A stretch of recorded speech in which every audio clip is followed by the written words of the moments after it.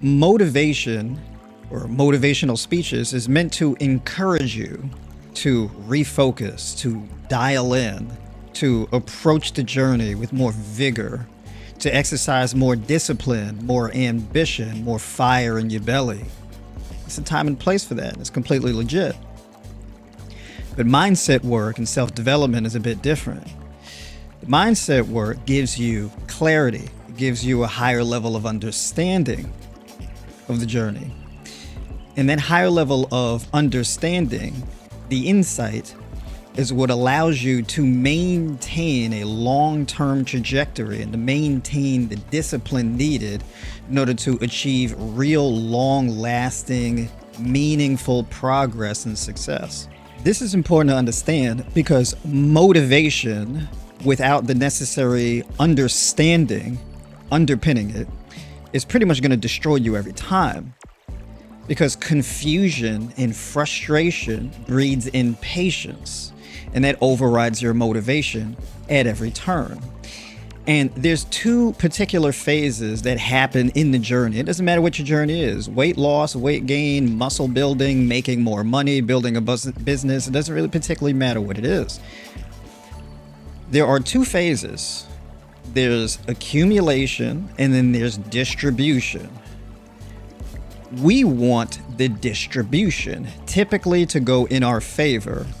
However, most of us lack a healthy appreciation for accumulation. And that is the make or break zone. And if you don't understand what that is, you're at risk for being trapped and getting frustrated and shaken out of your journey to the point where you get reset, you have a massive crash, and you got to put all this effort into getting re-motivated again. And this causes you to live throughout your entire life where your progress is flat. To avoid that flatness, I want to give you a visual representation of how things actually play out in these two phases.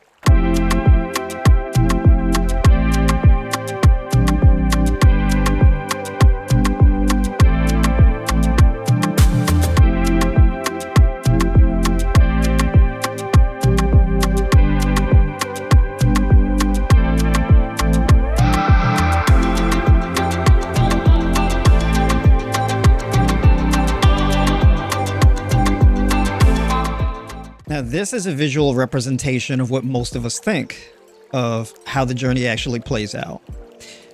You have a starting point, which is the line at the bottom, and then you have a goal, which is the line at the top.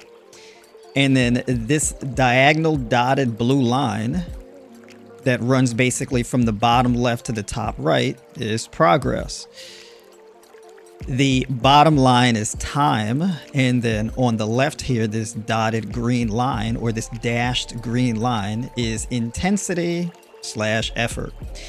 It's the amount of effort and challenge that you put as you step up towards progress, right? So that's essentially what this looks like. Or at least this is what we generally think. So for example, let's say if you're lifting weights, if you are doing some type of weightlifting, we generally think that, you gradually increase the amount of weight as you get stronger and gain muscle mass, right? Or if you're trying to lose weight, we think we have to increasingly cut the amount of calories. We got to do more cardio, right? We have to do more of those things. And that will give us more progress as we do more. This is generally what we think. This is the case also if you're trying to build a business or you're trying to grow a YouTube channel, whatever you're trying to do, it's the same thing. You need to put out more content. You need to use more AI generated stuff, more videos, more whatever that may be, right? Do more live streams, whatever you want to do in order to grow. Doesn't really particularly matter what it is you're trying to accomplish. This is pretty much what we think it looks like. And for the most part, we are correct in that assumption. However, there's a lot of nuance that this picture doesn't show. This is what it actually looks like. Very different. Now, of course, we still have a starting position here, and then we have the success up here, which is labeled as a breakthrough. However, this right here, you see all this detail in between is what you need to know. And if you don't have all this kind of detail, it's very easy for your motivations to not your motivation, emotions to take over. And next thing you know, you're being completely led around by your emotions, and you go through a life year after year after year of really drastic ups and downs and swings and frustrations, and going from strategy to strategy and just throwing any old thing at the wall, seeing what sticks, right? So we have these horizontal blue lines that pretty much have these squiggly lines moving in between them. These are accumulation zones. What are you accumulating? You're accumulating energy. Now, generally speaking, you want the accumulation of energy to be generated within this tight range, and then it'll explode up to the next level and then repeat, and then explode up to the next level and repeat, and then eventually change direction, probably stepping down to a different phase, and then generating again, and probably down again, and then up again, right? This is more or less what it looks like. If you are, let's say, a trader, you trade stock or you trade Forex or cryptocurrency, or whatever the case is, you probably know what this is, right? Accumulation and distribution. Right? Accumulation and then distribution. Accumulation, distribution. Accumulation, distribution, right? Rinse and repeat. And in the bottom here, you have support, which is pretty much where you start. And then resistance is going to be the ceiling. And generally speaking, we want to break through the ceiling. We want to break through resistance to have that breakthrough, which is a real meaningful level of achievement to bring us to the next level in our lives, right? A major upgrade and a brand new playing field is generally what this looks like. So if you notice, we have 1, 2, 3, and then we have 1, 2, 3. All right, so this is like 3 up and 3 down. All right. Now, what typically happens is when people go through or they get started, let's say people say, I want to build muscle mass. I'm going to go to the gym. I'm going to train, lift all kind of weights. I'm going to go nuts. And they watch some motivational speeches and they look at pictures and images of, you know, their favorite bodybuilders, competitors, whatever the case is. And they take all that energy into them and boom. They get off to a good start. And then they get into this accumulation phase here. This accumulation phase is basically where you're like, okay, cool. I'm going to do a push-pull leg split. So my push day is going to be like chest, shoulders, and triceps and abs or whatever the case is. And my pull day is going to be all of my back exercises. And then my leg day is going to be all my lower body stuff.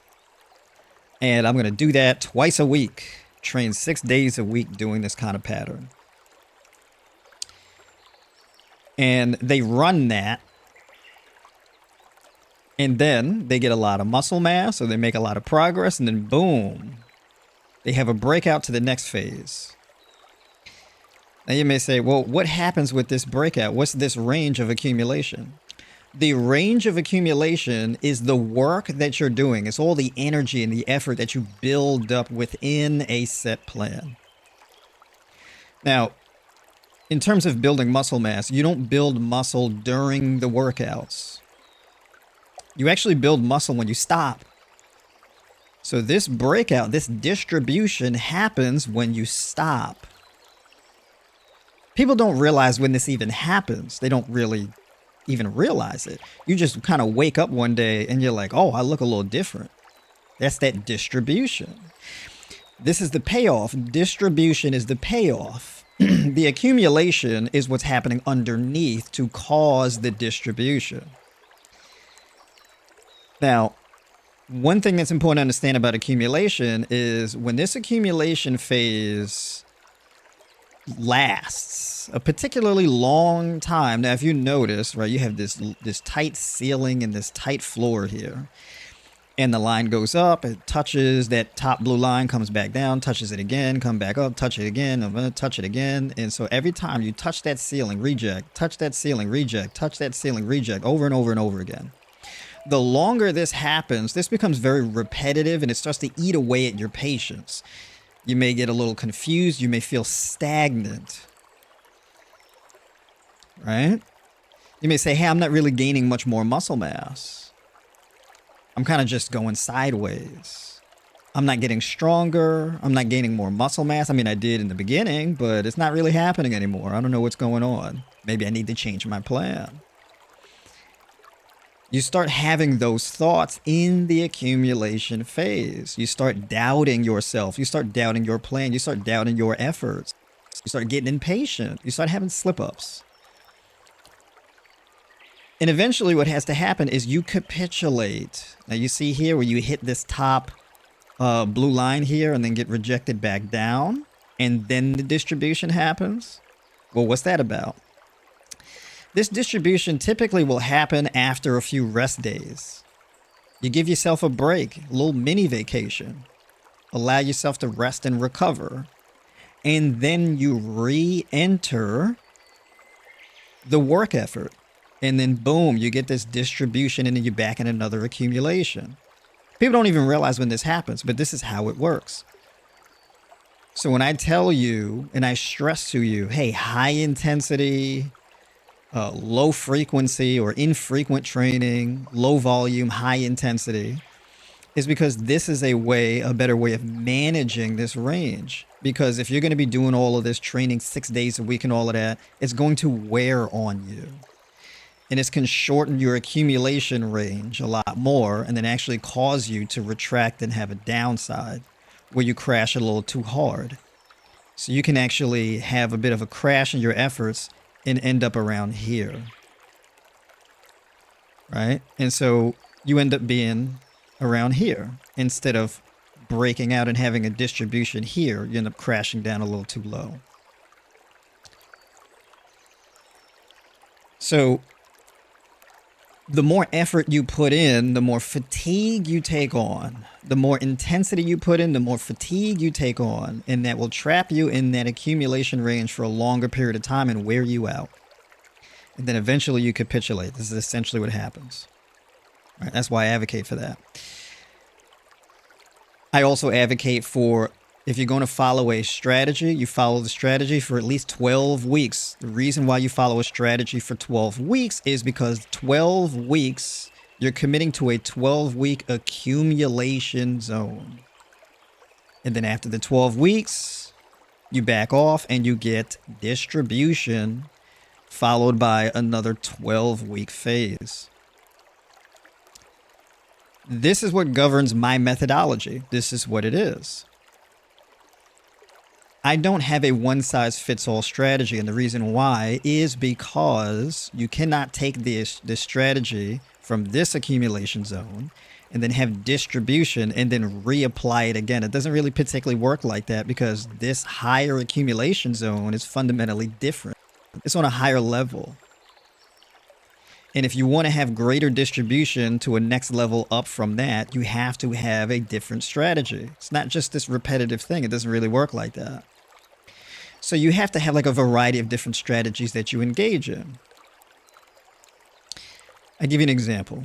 So let's say this first zone of accumulation is a push-pull leg split where you're training, let's say 3 days a week instead of 6. Let's say you do 3 push-pull legs where basically you have one day where you're geared towards all of your pressing exercises. You're trying to get really strong and really solid in all of those pressing exercises, right? Overhead press, bench press, things like this. Your pulling day is basically going to be more so geared towards pull-ups, rows, and like deadlifts, for example. And then your leg day is all about your squats and your lunges and throwing in some core work. And you spend 12 weeks just trying to dial in and improve those body mechanics. This is going to be your foundational accumulation zone. You get that foundational accumulation zone, and then you rest, you back off, you have a deload week.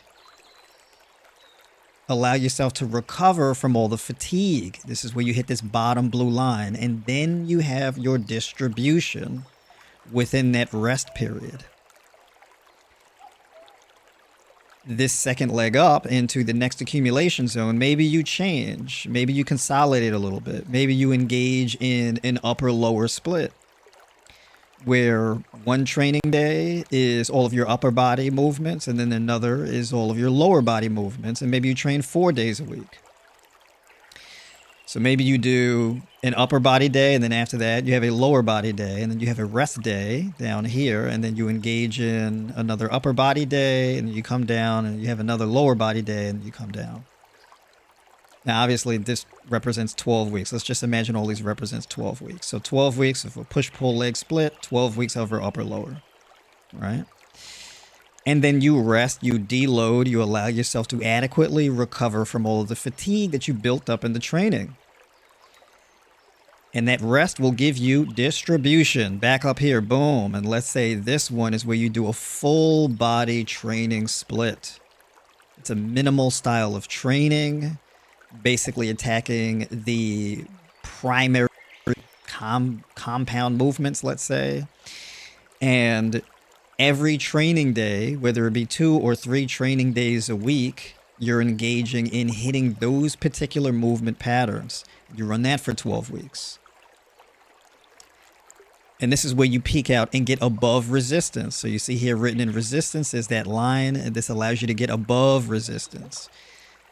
You achieve a lot of fatigue up here, but you get a lot of strength and muscle growth peaking out here. You may ask yourself, well, then why is distribution pointed back down? The reason why the distribution is pointed back down is because this represents a fundamentally different accumulation zone where you're focusing on different things. Let's say you were eating in a surplus. You gained a lot of weight. You gain weight here, you gain weight here, you gain weight here. Now you gain some muscle, you gain some body fat. Maybe you've accumulated a lot more body fat than you want in order to build the strength and the muscle mass. So now you engage in a different type of strategy where you want to lose weight. So you come down here and you go into accumulation phase geared towards shedding body fat. And then you step down and you go into another one of shedding body fat. And then you shed enough body fat where now all the muscle that you built starts to really pop out and show because you've dropped your body fat enough. Now you're ready to operate at a higher level because now your hormones and everything are optimized because you're at a lower body fat percentage and all that. And so now you're able to really shatter and break resistance and have a real breakthrough because of all the work that you did back here. This works just like that. It works like that whether you're trying to gain muscle mass, whether you're training in the gym, whether you're using resistance bands, whether you're reversing a chronic illness, building a business, making more money. It doesn't really particularly matter. It works like that when you're trading in the asset markets. Same thing, doesn't really matter. It's like a universal law. It just happens that way. And it happens that way, but we don't even really notice in real time that it's happening that way. Having that nuance is going to fundamentally change how you operate in your life. There's a very big difference, though, with how you structure your life. Do you engage in the 12-week plan? Do you map out the journey before engaging in it? And then when you map out, do you stick to it? Real progress is not about like what you feel like doing or what you feel like works or what you feel like would work. It's really based on data and it's based on a predetermined plan that you're willing to stick to and be disciplined about. Most of us lack in this area, and the reason why is because that chart that I showed you, it has a lot of different nuance. It's not just one line, it's actually a lot of different lines that are made up into a variety of different patterns that can be sectioned off, for example, in accumulation and distribution. where you're getting these higher highs and then you're getting these steps back down, these retracements, and then these breakouts again, right? All that nuance, having that understanding, is going to change the way that you operate. It necessarily does. I ask people, I say, how do you know you've learned? How do you know? The way that you know you've learned is when your behavior changes. You know that you've learned the dynamics of accumulation and distribution when your strategy is mapped out in terms of accumulation and distribution. You voluntarily and willingly understand and engage in accumulation and everything that comes with. And then you know eventually there's going to be a rejection and then redistribution. There's going to have to be a point in time where you come down and you take a break. And when you come down, you take a break and you recover and you shed off the fatigue. This is where you get the distribution. Your emotions should give you an understanding of where you are in the process. But it shouldn't tell you what to do. Your emotions don't tell you what to do. They show you where you are. If you operate on your feelings, if you let your feelings and your emotions dictate what you do, this is where you start making mistakes. Because that's what emotions are for. Emotions are basically just a result of feedback from your environment. It's not a guide. If you're experiencing a lack of patience, fatigue, that's a result of being in the accumulation phase. And you can expect that the frustration and the impatience and the boredom and the monotony of engaging in the accumulation phase, all these feelings that you feel, oh, again, I want to eat something else. I'm tired of this.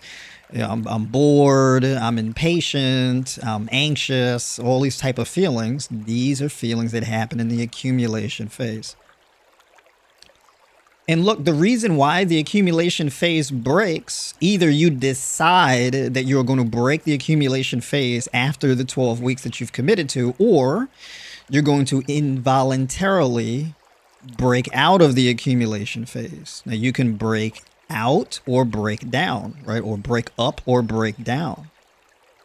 But if you're not engaging in the accumulation phase voluntarily with the understanding of how it works, well, now you're in danger because you risk breaking down.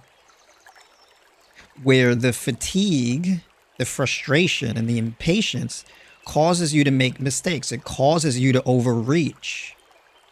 And this can lead to injuries. This can lead to you getting sick. This can lead to just major losses, whatever that may be. And then you got to work your way back up and retrace from all these losses that you gained previously. Now, hold up. Wait a minute. What's this line in the middle here? What is this equilibrium? In a prior video, I said don't diddle in the middle. And I explain why. This is a more advanced way of explaining why you don't diddle in the middle. If you diddle in the middle, your accumulation zones end up being too close to each other. And this causes stagnation. If your accumulation zones are too close to each other, you don't have meaningful levels of distribution in either direction. Diddling in the middle is basically, it's kind of like this midline point of control that we like to refer to as like mediocrity.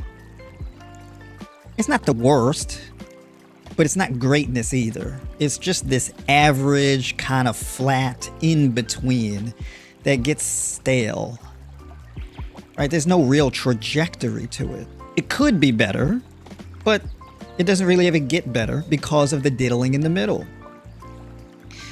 You may be a little below that midline, that equilibrium sometimes. You may be a little above it, but then you end up dropping back below it and then back above it and then back below it and then back above it and below it and whoop, whoop, whoop, whoop, whoop, whoop, whoop, right? That's why you don't diddle in the middle. There will be points in time where you are significantly underneath that midline. And then you break above it. And the higher you get, the equilibrium then changes. It increases. So you can actually take this starting point from here, point A to point B, and you can repeat this over and over.